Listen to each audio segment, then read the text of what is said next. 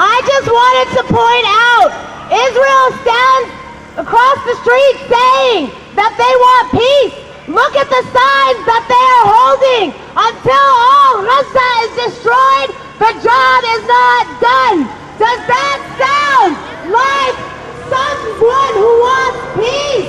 Does that sound like anyone who wants peace? Zionism is racism, and Israel is an apartheid state that supports racism and that has been administering a genocide on the Palestinian people for 62 years and has been having an illegal siege on Gaza funded by the United States of America, backed by U.S. dollars.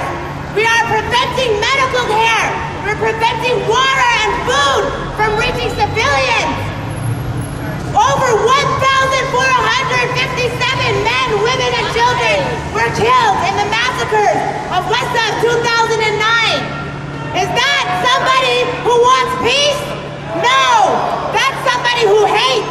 That's somebody who is racist and supports racism and apartheid. So we have to stand here today and tell them no more. No more. Shame on you, Israel. Free, free Palestine. Free, free Palestine. I am here also today as an American Jew of Israeli descent, and I want to say that the people standing across the street waving the flags do not represent Jewish people and do not represent many Israelis. And just like there are Americans who stand up against the U.S. occupation of Iraq and Afghanistan, there are Israelis who stand up against the Israeli occupation of Palestine. And we are here in solidarity with all of those people. We are here to say Still down here talking with Emory Douglass, former Minister of Culture for the Black Panther Party. You know, we were talking off air about the flotillas and the attacks on the boats that took place that brought everybody out today. But you were just sharing with us some history that this isn't the first time this has happened. Talk to us about what happened in 1967 and this history that we should know.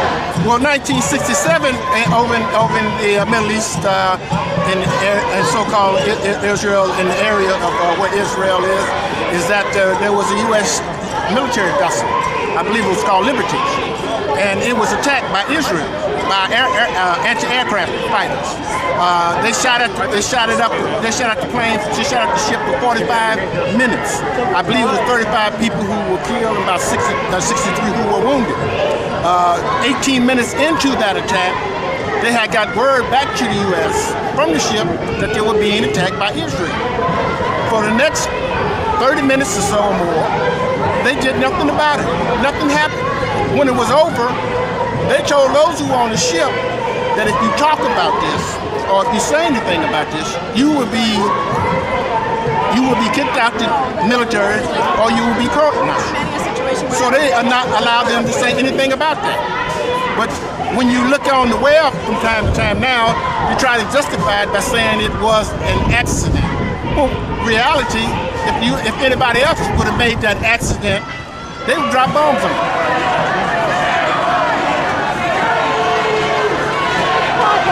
It is no different than what Israel has been doing to Palestine for the last 62 years. We are here to say that Zionism has no place in the international community. Zionism has no place in Palestine. And we are here to say that Zionism is racism. Israel is a racist state, and we will free Palestine. Free, free Palestine. Free, free Palestine. Free, free Palestine.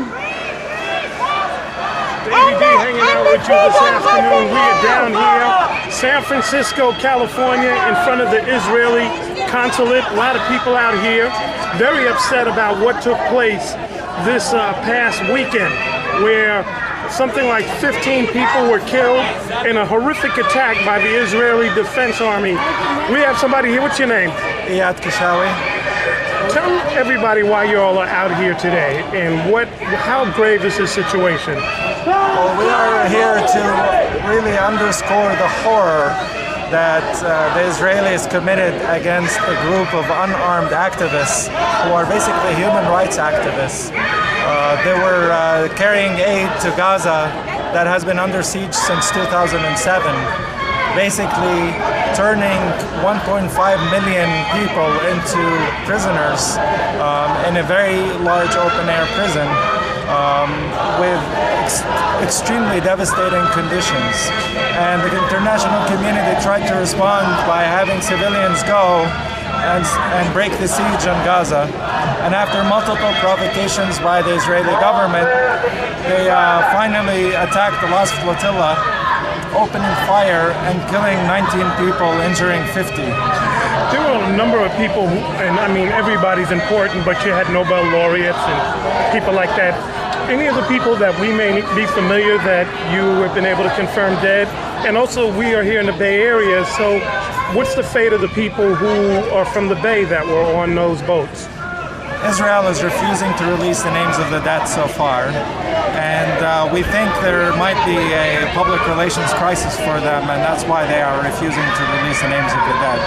We know that Paul LaRudy from the International Solidarity Movement, he's a local activist who works regularly with us here, has been savagely beaten. And all we know is that he's been kept in a cell along with the captain of the ship, who was also wounded by the Israeli commandos. What do you think of President Obama's response? Netanyahu was supposed to meet with him. He canceled the meeting. We did hear the president say that he wanted some facts and figures, but I mean, is that good enough, or are you looking for more? We are really disappointed with President Obama. His policy on Israeli crimes has not been very different than that of George Bush.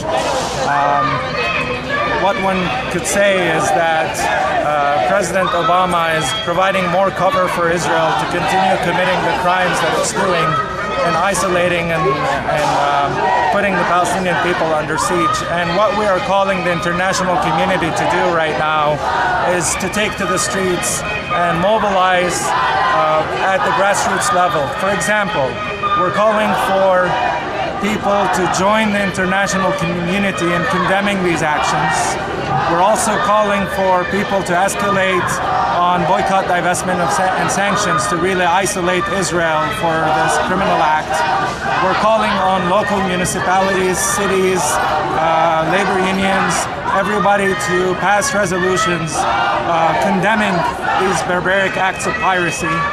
And finally, we want the international court to truly investigate Israeli crimes, starting from the attack on Lebanon to the attack on Gaza to the attack on the Flotilla, and reevaluate Israeli membership in the United Nations.